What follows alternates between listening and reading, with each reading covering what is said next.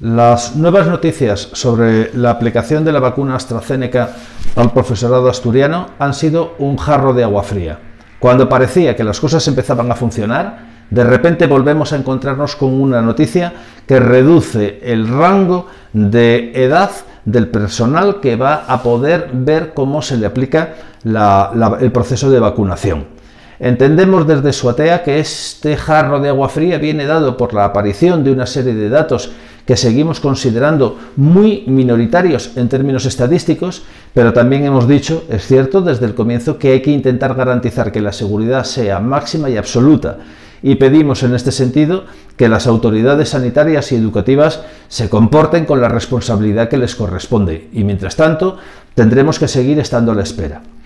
Otro asunto que se deriva de esto es que algo que venimos denunciando desde Suatea desde el comienzo, y es que con muchas dificultades se pueden hacer previsiones. Esto nos lleva a plantear el asunto de las oposiciones previstas para el mes de junio. Seguimos creyendo que no hay condiciones sanitarias para poder llevarlas hacia adelante y que todos los planes y todos los protocolos que desarrolla la Consejería pueden venirse abajo en cualquier momento. Lo hemos visto esta semana, como en 48 horas el discurso triunfalista del presidente de gobierno ha quedado hecho polvo, porque con estas noticias con respecto a AstraZeneca las previsiones de vacunación se vienen abajo.